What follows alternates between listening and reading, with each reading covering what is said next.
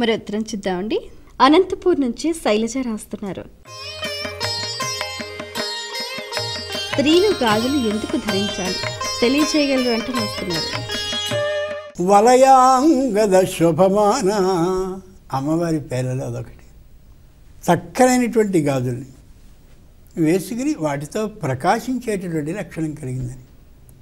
మనం ఎంత అదృష్టవంతులు అంటే స్త్రీ ఏ విధమైనటువంటి ఆభరణాలని ఏ ఏ అవయవాల్లో ఎలా ఎలా ధరించాలో ఆవిడ మనకి చెప్పింది. అదృష్టవశాత్తు మన పెద్దలందరూ కూడా ఆ లలిత సహస్రనామాల్ని అలా వ్యాప్తి చేస్తూ చేస్తూ మన దాకా తెచ్చారు కాబట్టి మనం తెలుసుకోగలుగుతున్నాం. లేకపోతే ఏం ధరించాలో ఏం తెలుస్తుంది.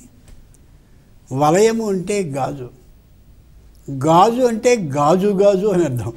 ఓకే, గాజు గాజుని చేతికి పెట్టుకుంటే స్త్రీ గబగబా ఏదైనా చెక్క వస్తువు ఉంటే దాని మీద అలా పెట్టడానికి ముందు ఇవి ఏమవుతాయో అని కొద్ది జాగ్రత్తగా ఉంటుంది. ఆ జాగ్రత్తని పరోక్షంగా నేర్పేందుకు ఒక సాధనంగా ఉంటుంది వలయం. ఆ రెండు లలిత సహస్రనామానికి వ్యాఖ్య రాసినటువంటి మహాపండితుడు ఈ గాజులు ఇలా ఇలా ఇలా ఇలా ఏదో వంట చేసేప్పుడు మిగిలిన సందర్భాల్లో మాట్లాడేటప్పుడు ఇలా ఇలా అనుకుని మామూలుగా నమస్కారాన్ని చేసేటప్పుడు ఆ సందర్భాల్లో ఈ చేతికి ఇలా తగులుతూ ఉంటే మణికట్టుకి ఈ గాజు కానీ తగులుతూ ఉంటే సంతానానికి సంబంధించిన అవకాశాన్ని ఇచ్చేందుకు తగిన నాడుల ప్రేరేపణ జరుగుతుందని వ్యాఖ్యానంలో చెప్పిన మాట, నేను కల్పించి చెప్పేది కాదు. అటువంటి విధంగా వేసుకుంటే ఎంత బాగుంటుంది. గాజు గాజుల్ని వేసుకోమని ఎక్కడా కాదు. ఆ విధంగా వేసుకున్నట్లయితే సంతానం కలిగే అవకాశం ఉంటుంది. ఈవేళ గాజు గాజుల్ని మానేశారు కాబట్టి ఏదో ముఖ్యమైనటువంటి అమ్మవారి ఉత్సవాలు జరిగేటప్పుడు ఆ రోజు మామూలుగా వేసుకోవడం, వెంటనే తీసేయడం కాదు. అలాగే ప్లాస్టిక్ గాజులు కాదు.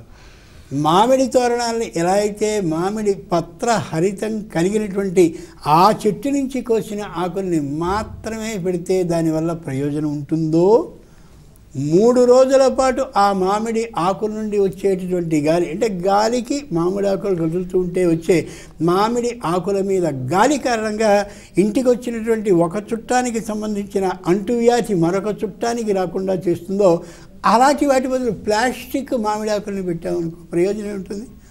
అలాగే ఈ గాజుల్ని వేసుకుని దాన్ని మణికట్టుకి తగిలేలా ఏర్పాటు చేసుకుంటే సంతానం ఖచ్చితంగా కలుగుతుంది. ఈవేళ చాలామంది స్త్రీలు అసలు చేతుల్ని పూర్తిగా గాజులు లేకుండా చేసుకోవడమో, లేకపోతే ఉన్నటువంటి గాజుల్ని బంగారపు గాజులుగా ధరించేలా చేసుకోవడమో, లేక ప్లాస్టిక్ గాజుల్ని చేసుకోవడమో, లేక కంకణంలాగా ఉండేటటువంటి ఇంకో లోహంతో చేసుకున్నటువంటి గాజుల్ని వేసుకోవడమో కారణంగానే కాబోలు సంతానవతులు కావడానికి నానాయాతన పడుతున్నారు. అంచేత గమనించుకోగలగాలి. సంతానం కలగడానికి అమోఘమైనటువంటి అవకాశాన్ని ఇచ్చేవి గాజులు 1. 2 స్త్రీకి జాగ్రత్తని నేర్పేందుకు కూడా ఉపయోగించేటటువంటివి గాజులు. అవి ఖచ్చితంగా ధరింప